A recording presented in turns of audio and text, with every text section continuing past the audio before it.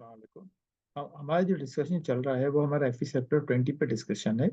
Right, इसके अंदर देखिए हमने जो शेयर्स परचेजिंग और सेल की हमने बात कर रहे हैं रेगुलेशन 8 के अंदर, issue of the securities to the person resident outside Pakistan on non patrician repatriable basis, ये हमारा बेसिकली इसका था।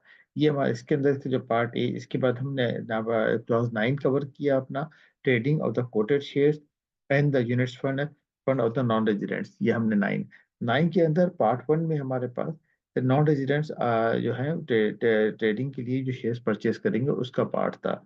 इसके साथ इसके जो पार्ट बी अब हमारे पास है यहाँ पे, investment in government of Pakistan marketable securities including Pakistan investment bonds, treasury bills, registered corporate debt instruments and WAPDA's registered bonds. ये अब गवर्नमेंट जो हमारे पास ट्रेजरी बिल्स वगैरह का ऑप्शन और चीज़ें होती हैं वो नॉन रेजिडेंट भी परचेज करते हैं, और नॉन रेजिडेंट्स के लिए है क्या are allowed to invest and trade freely freely government of Pakistan marketable securities के अंदर उनको अलाउ है इन्वेस्टमेंट करने के लिए, क्योंकि ज़ाहिर है हम चाहते हैं पैसे आए और इसमें तो पाकिस्तान इन्वेस्टमेंट बॉन्ड्स जो हमारे इंस्ट्रूमेंट्स हैं, ट्रेजरी बिल्स, वापडर bonds, registered bonds issued by at the stock exchange, if the relevant SROs permit non-residents to hold the bonds in the secondary market through the SCRA, subject to the instructions applicable to these accounts। अब ये जो बहुत से debt instruments हमारे पास listed हो गए हैं stock exchange के ऊपर, सकूक भी अब लिस्टेड हो रहे हैं, तो इसलिए हमने सेकेंडरी मार्केट का वर्ड इस्तेमाल किया, क्योंकि स्टॉक एक्सचेंज को हम सेकेंडरी मार्केट कहते हैं। फ्रेश इशू हमारे पास डायरेक्ट ऑप्शंस के थ्रू, डायरेक्ट बैंक्स के थ्रू भी होता है, जब हम शेयर्स लाते हैं तो आईपीओ बन के आता है, और उसके बाद जब हम और आप आपस में ट्रेड करते हैं तो फिर वो सेकेंडरी मार्केट कहलाती है स्टॉक एक्सचेंज के through. C is the clause talking about trading of the quoted shares and the units of the mutual fund by the non-resident through NRP rupee value account, non-resident Pakistani का rupee value account है। In terms of the para 8 or chapter 8 of the foreign exchange manual, non-resident Pakistanis NRPs having allowed for the investment in the shares and the units of the funds quoted on the stock exchange in the Pakistan by using the funds available in NRP rupee value account। देखिए जहाँ पे हम कहते हैं ना जी हमें जो है बाहर से रेमिटेंस चाहिए, डॉलर्स चाहिए, तो हमने एनआरपी के लिए नॉन रेजिडेंट पाकिस्तानी को ये फैसिलिटी दे दी कि वो रुपी वैल्यू अकाउंट ओपन करके, और उसके अंदर रुपी वैल्यू अकाउंट फीड जो होगा उसके लिए फॉरेन एक्सचेंज आएगा हमारे पास।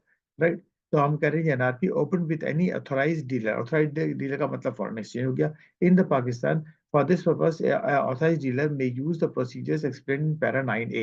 जो 9A का हमारा पैरा था उसके जो प्रोसीजर्स हैं वो यहाँ पर भी इस्तेमाल हो जाएंगे हमारे लिए। राइट, इसके साथ साथ क्योंकि जब ये शेयर्स परचेस करेंगे तो CDC and NCCPL national clearing house, ये खुद भी कस्टोडियन भी है। देखिए ये ट्रांसफर कंपनी भी है और कस्टोडियन, और हमारे शेयर्स के साथ ट्रेडिंग की भी हम फैसिलिटी प्रोवाइड कर रहे हैं अभी। ज़ाहिर है ये जब ये सारे ट्रेडर्स को प्रोवाइड कर रहे हैं तो अब ये इंडिविजुअल्स के लेवल पे भी ये आ गए हैं। तो यहाँ पे लेकिन यहाँ पे हाई नेटवर्थ इंडिविजुअल्स को हम कहते हैं, उनके लिए फैसिलिटी ज़्यादा फैसिलिटेट करते हैं ये। Okay, for the custody and the settlement clearing of the such instruments provided that the NRP investors specifically request for the such arrangement. In this regard, authorized dealers are allowed to transfer the funds available in the NRP NRPVA, that is a value account of the investor to the bank account maintained by the CDC or SCCPL, ताकि उसके अंदर पैसे transfer होंगे अगर shares उनके through खरीदे जाएंगे। The purchase of any quoted shares or the unit of funds on the request of the NRP, जो NRP request से खरीदी जाएगी।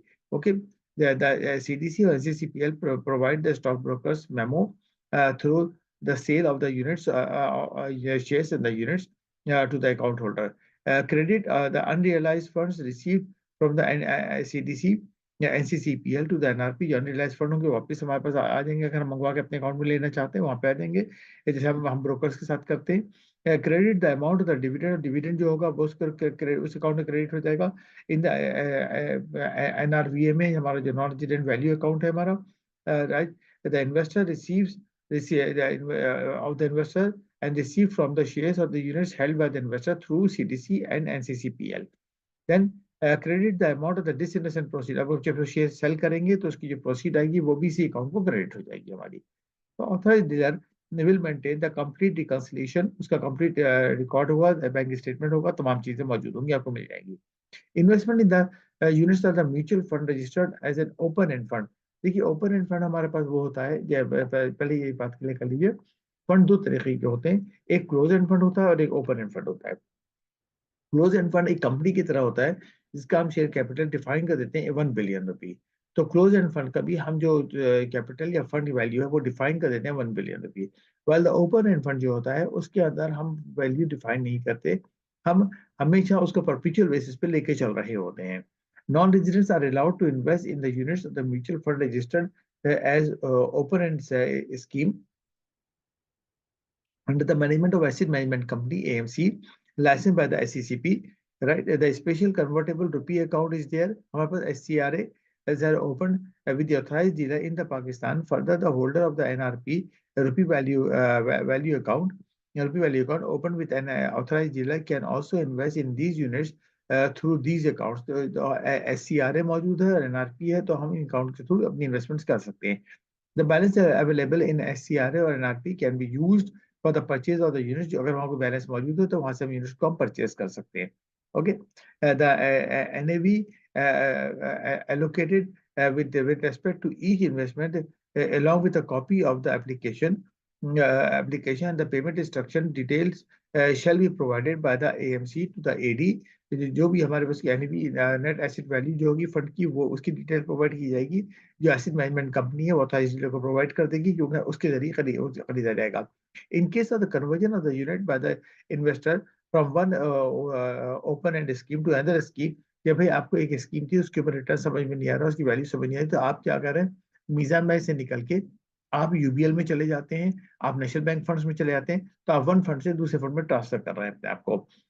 मे be of the same as to other open end scheme of the same AMC and the AMC will share the details of the conversion.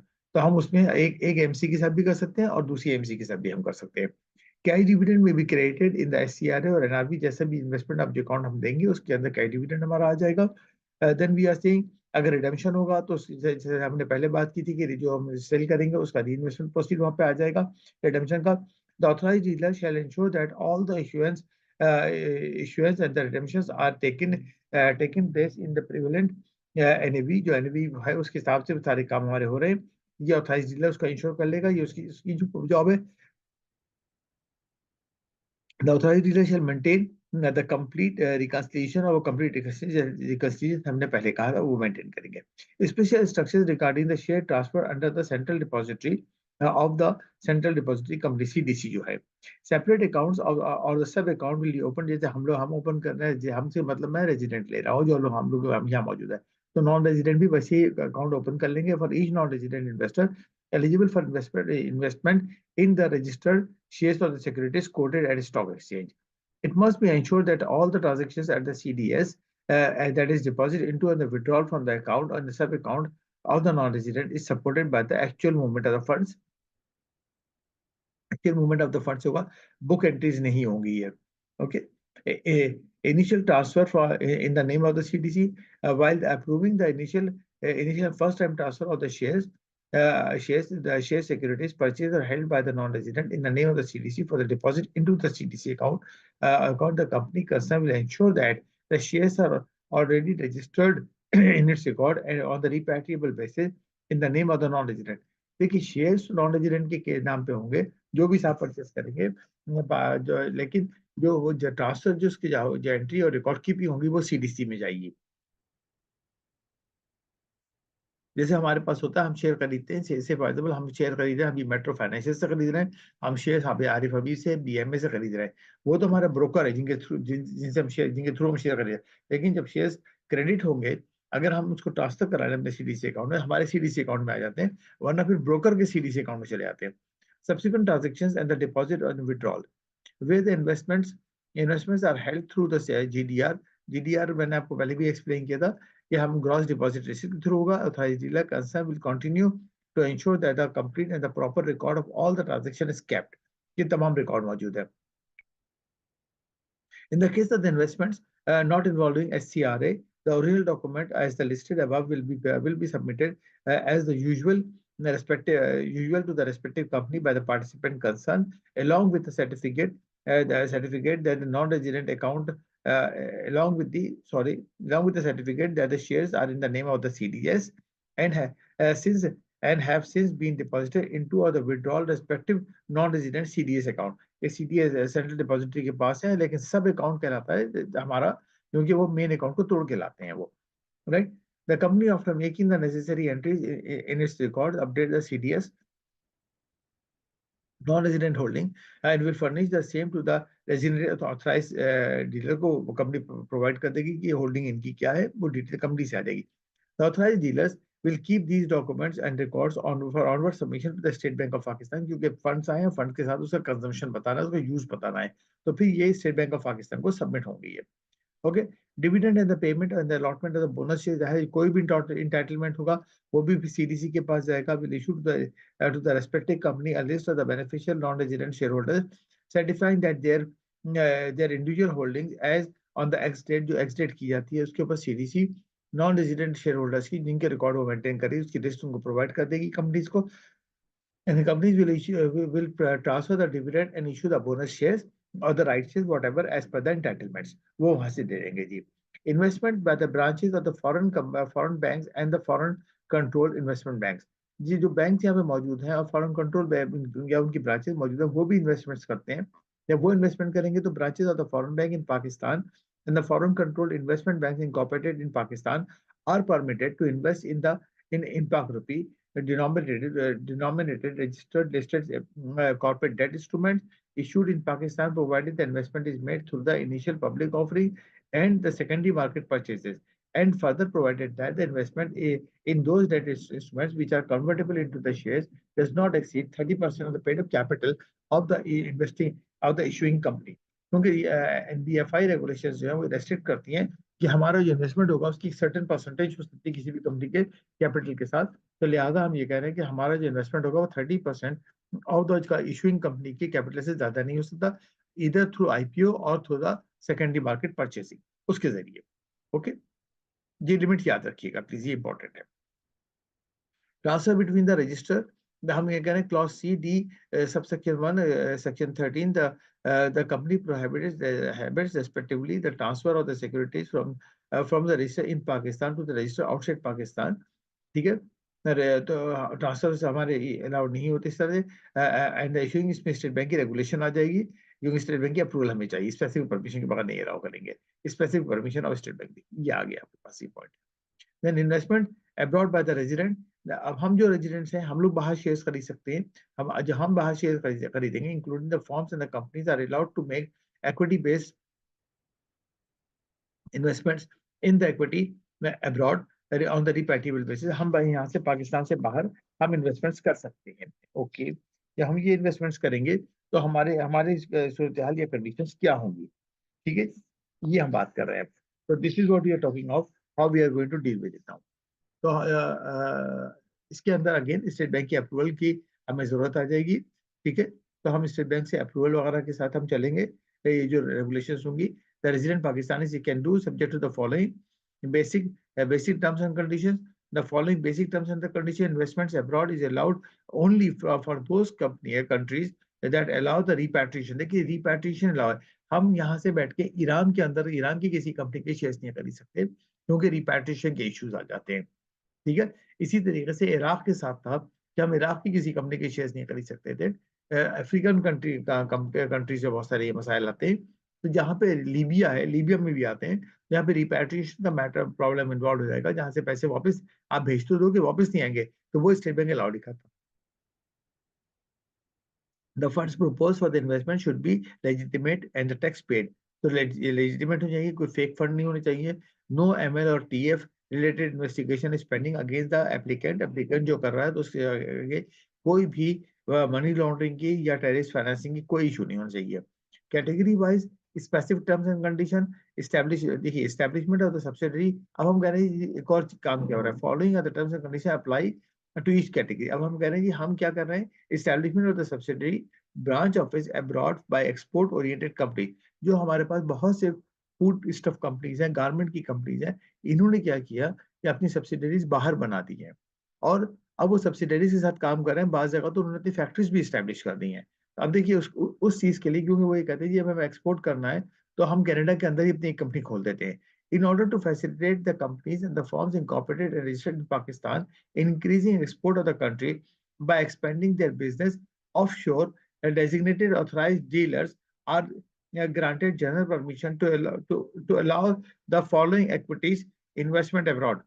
Okay, transactions, establishment or acquisition of subsidiary and additional capital injections, establishment and acquisition of the marketing and the liaison and representative offices. तो ये तमाम options available हो जाते हैं जब आपका business export आपका एक सर्टेन लेवल पे पहुंच गया है, तो आप ये कह रहे हैं कि जी हम वहाँ पे अपनी कंपनी लाइसेंस ऑफिस खोल देंगे, बजाय इसके किसी हम पाकिस्तान से बैठ के एक्सपोर्ट ऑर्डर सर्व करें। हमारा पर्पज ये हमारी प्रेजेंस चली जाए, ठीक है जी। लेकिन जाहिर है इसके लिए फंड्स जाएंगे फिर हमारे। However, the general permission is subject to the following conditions. The amount of the remittance during a calendar year under this general permission should not exceed 10% of the average annual export. अब यहाँ पे हम remittance के लिए पैसे जो कहेंगे हमें कंपनी बनानी है, हमें बाहर पैसे चाहिए, तो हम क्या कह रहे हैं 10% ऑफ द एनुअल एक्सपोर्ट जो है उससे ज्यादा की रेमिटेंस हम अलाउ नहीं कर रहे हैं, उसके पैसे नहीं अलाउ, और $100,000 whichever is higher at at any point of time investment abroad of the applicant they should not exceed 80% of the equity, और 80% of the equity से ज्यादा नहीं होना चाहिए हमारी equity यहाँ पर है, right? Transaction should be carried out by the exporters by utilization foreign currency funds available to the credit or the special foreign currency account. तो transaction shall be carried out किसी special क्या foreign currency account से carry out किए जाएंगे, right? The exporters overdue of the exporters overdue of the intent export overdue of the intended investor shall not be more than 1% कि हमारी कोई export overdue है, तो ऐसा कोई नहीं है, उसके लिए भी लिमिट हमारे पास मौजूद है। The threshold of up to $30,000 shall be observed for allowing annual budgeted operational expenses. operational expenses के लिए अगर हम पैसे यहाँ से भेज रहे हैं तो हम ये कह रहे हैं कि वो हमारी डॉलर लिमिट 30,000 है, वहां तक कि हम आपको अलाउ कर देंगे। One equity entity per jurisdiction shall be allowed for the establishment of the establishing acquisition of the subsidiary। यानी एक jurisdiction के अंदर अगर आप कनाडा में खोल रहे हैं तो हम ये कह रहे हैं कनाडा के अंदर आपको एक सब्सिडरी खोलने की इजाजत है, ठीक है। ये नहीं कि आपने वहां पे एक भरमार कर दी चीजों की।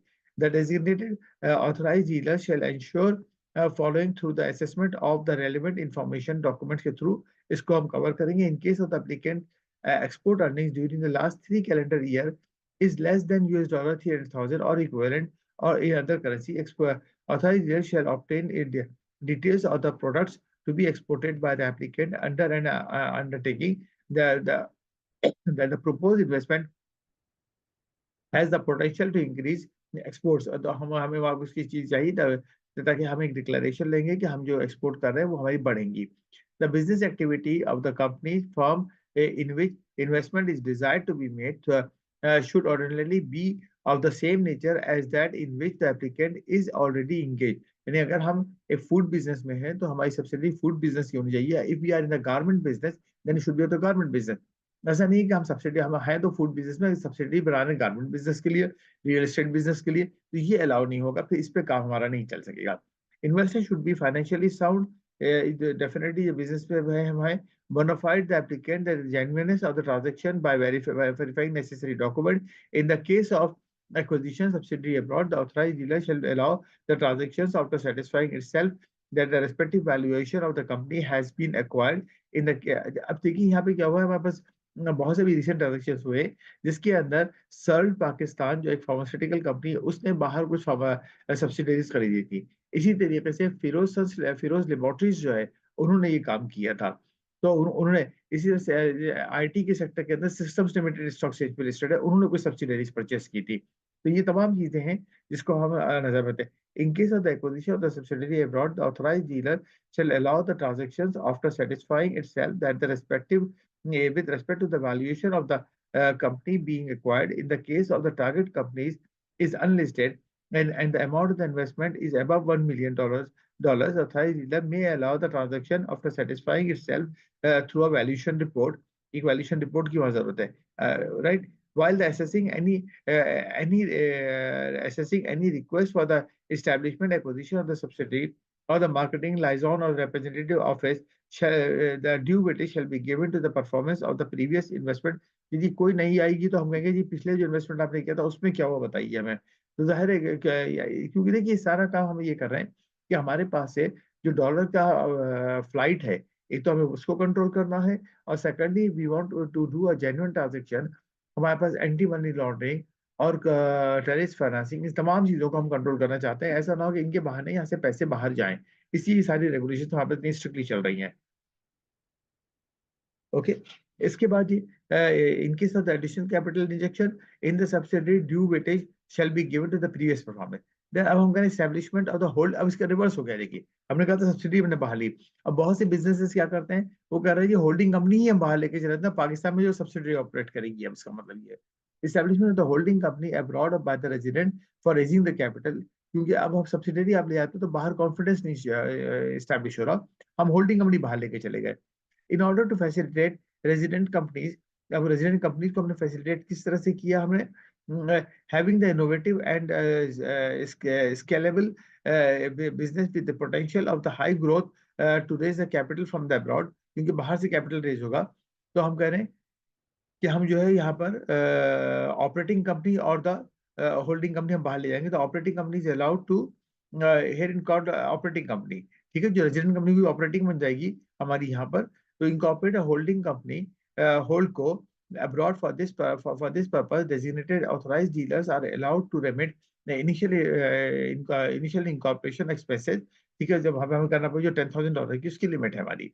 After the incorporation of the holding company abroad, the existing shareholders, individual of the company form of the operating company, that is the founder, are once allowed to swap their shares। अब क्योंकि वो क्या करेंगे, अपने जो shares यहाँ operating company में वो होल्डिंग कंपनी को ट्रांसफर कर देंगे ताकि उसकी होल्डिंग के थ्रू ये अंदर आ जाए। तो ये स्वैप अलाउ हो जाएगा जी। Within 30 days of acquiring the shares of the holding company against the transfer of their shareholding in the operating company OpCo to the non-resident holdco on the repatriation basis। However, no remittance in this regard shall be allowed। ये अब remittance की इसकी जरूरत नहीं है कि ये तो बुक एंट्री है, तो हम करें ये तो बुक एंट्री होनी है, तो फिर हमें यहाँ रेमिटेंस की कोई जरूरत नहीं पड़ेगी। Okay,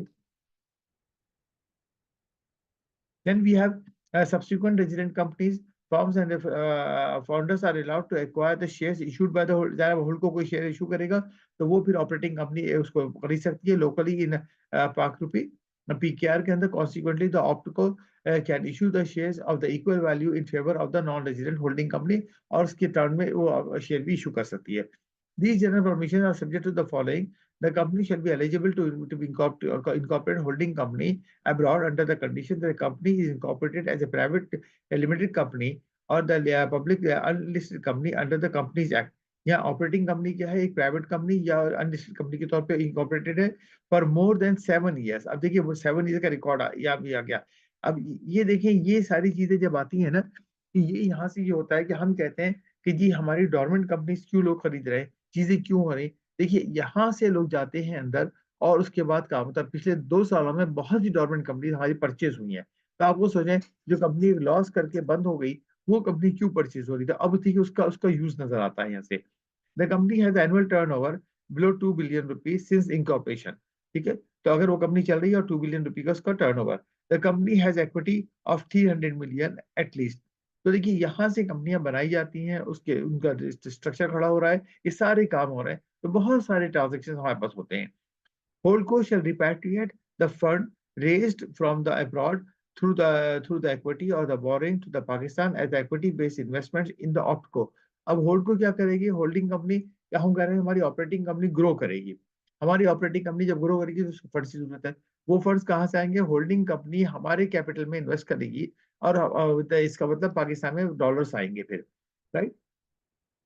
Subsequently, at least 50% of the funds raised from the abroad and on annual basis until the $10 million is remitted to Pakistan। यानी $10 million तक पाकिस्तान में आना है। जो भी फंड रेज उनका 50% तो कम से कम आना है, ताकि वो $10 million तक आ जाए। ये ना हो कि वो बाहरी पैसा रोक के बैठ जाए। ऑप्टको can issue the shares in favour of, जाहिर है जब वो करेंगे तो हम उनको शेयर्स इशू कर देंगे। Holding company shall remit the dividend to the Pakistan against the shares acquired by the resident company. जो उसके उसके जो शेयर्स हमने लिए हैं उसके डिविडेंड हमें यहाँ मिलेगा, राइट। तो ये तमाम चीजें हमारी होंगी। Investments abroad by the resident companies forms और the for the expansion of the business. अब इन्वेस्टमेंट हम क्या करें, द रेजिडेंट हम लोग जो है residents of the Pakistan, including the firms, companies are allowed to make equity-based investments, right, in entities abroad on repatriable basis with the prior permission of the State Bank of Pakistan. की approval से हम investment कर सकते हैं. Only the companies incorporated in Pakistan, including the foreign control companies and the firms owned by the Pakistani national residents, are allowed to invest under this category. तो companies पहले form होनी चाहिए जो लोग करेंगे. The business activity of the company firm joint venture in which the investment is desired to be made should ordinarily be of the same nature. जिसके अंदर investment का अगर हम पाकिस्तान से कोई इन्वेस्टमेंट कर रहे हैं, कंपनी इन्वेस्टमेंट कर रही है, तो फिर वो अपनी ही लाइन ऑफ बिजनेस के अंदर इन्वेस्ट करे, वो इधर उधर बाहर जाके इन्वेस्टमेंट नहीं करेगी वो. Okay, the investor should financially sound होना चाहिए. ठीक है जी, बगैर से उसके तो इन्वेस्टमेंट पॉसिबल ही नहीं है. किस तरह से हो सकता है ये, right? The purpose should be economically viable होना चाहिए. Funding from the proposed investment shall be allowed from the foreign currency fund available to the credit of the special foreign currency account जो हमारा है SFCA के अंदर जो पैसे मौजूद हैं उसके थ्रू ये काम हो सकता है, क्योंकि वरना हम यहाँ से डॉलर नहीं देंगे इस पर्पस के लिए. However, in the case of the applicant does not have any such account on the balance available in the special foreign currency account is not sufficient, remittance can be allowed from the interbank market. फिर आप dollar market से खरीदे, लेकिन bank से खरीदे, हुंडी वगैरह का कारोबार नहीं चलेगा. अगर कोई पैसे आपको भेजने तो उसके लिए आपको फिर प्रॉपर मार्केट से लीगली खरीदने होंगे. स्टेट बैंक पाकिस्तान की उसके अंदर गाइडलाइन मौजूद है, उसको फॉलो करना होगा. Investments abroad by the resident individuals, आप और मैं हम रेजिडेंट इंडिविजुअल्स है. Small investment by the individuals, the listed companies abroad, general permission is granted by the designated authorized dealer to effect the remittance on behalf of the resident individuals for the investment in the shares of the listed companies abroad. Designated authorized dealer is allowed to remit maximum of the $25,000 or the equivalent during a calendar year. हम $25,000 तक की investment कर सकते हैं बाहर. The maximum shareholder holding of the individual in a single company should not be more than 1% of the, बहुत बड़ा amount है तो 1% ऑफ शेयर कैपिटल. जाहिर बाहर जो कंपनीज का कैपिटल बेस है वो बहुत ज्यादा है, और दूसरे एक जाहिर है ये इन्वेस्टमेंट जो होगा लिस्टेड कंपनीज में होगा, नॉन लिस्टेड के अंदर तो फिर बात नहीं बनती. तो उसको भी वो कैप कर रहे हैं. देन हम कह रहे हैं जी हमारे पास जो है एम्प्लॉय स्टॉक ऑप्शन, अगर एम्प्लॉय की शेयर्स इशू किए जा रहे हैं तो वो एम्प्लॉय अपने शेयर्स खरीद सकते हैं. यहाँ लोकल कंपनीज बहुत सी, हमारी लोकल से मेरा मतलब है जो फॉरेन सब्सिडरीज है, वो हमें जो शेयर एम्प्लॉय शेयर स्कीम में शेयर देती है, होल्डिंग कंपनी के देती हैं जो पाकिस्तान से बाहर होता है. तो उसके लिए वो पैसे फिर हमें बाहर एम्प्लॉयज को पैसे बाहर भेजने पड़ते हैं, तो वो $50,000 की उसकी लिमिट है ये. उसके लिए स्वेट इक्विटी, जहाँ एम्प्लॉयज को अप्रिशिएट करने के लिए जब शेयर्स दिए जाते हैं, general permission is granted to the resident individual to acquire the shares of the company abroad issued to them as sweat equity. Sweat equity देखिए, अगर आप मतलब पसीने वाली बात हम कर रहे हैं, यानी जिन्होंने मेहनत की है, right? And their efforts and services without any monetary consideration, उनको एक बोनस के तौर पे शेयर्स दिए जा रहे हैं. The maximum shareholding under this general permission shall not be 20% of the shares of the investing company. तो 20% से ज्यादा के शेयर नहीं दिए जा सकते. ठीक है, तो ऐसा ना हो कि उसकी शेयर होल्डिंग ज्यादा कर दी जाए, दे दी जाए. So the investor could acquire the shares under this general permission against its efforts and the services related to the field where the investor has the expertise. तो यहाँ उसकी expertise उसके लिए किया जा रहा है. ठीक है जी. पोस्ट इन्वेस्टमेंट रिक्वायरमेंट्स, ज़ाहिर है पोस्ट इन्वेस्टमेंट आपने कर दिया, अब उसके बाद हमारी रिक्वायरमेंट्स क्या है, हम towards the end of document हम मूव कर रहे हैं. After making the investment in the terms of these regulations, investors is required to submit the documentary evidence related to the establishment and acquisition. Okay, make a return to the State Bank of Pakistan. Each entity who invested in abroad under this policy shall submit audited financial statements. Submit करेंगे, repatriate the dividend and the disinvestment proceed Pakistan में वापस आएंगी. तो ये हमारी कुछ conditions हैं, ये देख लीजिएगा, ये इंपॉर्टेंट है एग्जाम के पॉइंट ऑफ व्यू से, क्योंकि एक सेपरेट क्वेश्चन फॉर्म होता है यहाँ से. डेजिग्नेशन एंड एप्लीकेशन प्रोसेस, किस तरह से हम डेजिग्नेशन एप्लीकेशन में जाएंगे. तो all the investment under the general permission granted categories of investment abroad mention in para 13(2) B, D above shall be routed through only one branch of an authorized की एक branch से हम deal करेंगे, यानी मुस्लिम commercial bank UBL या किसी की bank से हम डील कर रहे हैं तो उसकी हम एक ब्रांच से डील करेंगे. ऐसा ना हम हर जगह अपने बिजनेस या ट्रांजेक्शन को फैला दें और उसका कंट्रोल मुश्किल हो जाए. तो एक ही ब्रांच इनको डील करेगी, right. For this purpose, the request for the designation shall be submitted by the applicant through authorized dealer intended to be designated. Okay, the authorized dealer at its relevant branch be designated by the applicant shall be liable to ensure the compliance of the terms and the condition, or जो terms and condition की compliance है stipulated, right? In the case of the applicant desire to change the designated bank branch, it shall submit an application through a holding company of the bank of the branch desire to designate. अगर हम change करना चाहते हैं तो application देके change करेंगे उसको to acknowledgement of the exchange policy department. NOC from the previous designation bank or the branches should be taken. The confirmation from the bank or the branches to be designated regarding the acquisition of the complete record pertaining to the previous investment. जो होगा complete record transfer होंगे, जाहिर हम एक branch से बदल रहे हैं अपने आप को, तो तमाम चीजें होंगी. Okay. The processing of the applicant by the authorized dealers, जो applications होंगी हमारी authorized dealers को process करेंगे. Detail application along with the audited accounts particular of the directors partners, वो तमाम चीजें यहाँ फाइल की जाएंगी ताकि स्टेट बैंक के पास कंप्लीट रिकॉर्ड मौजूद रहे और उसको वो डील कर सकें आकर. Okay, processing of the application by the State Bank of Pakistan, the detailed application with respect to the para 3A, C or any exemption waiver shall be forwarded by the authorized dealer to the Director Exchange Policy Department के through हम अपने documentation को forward करेंगे.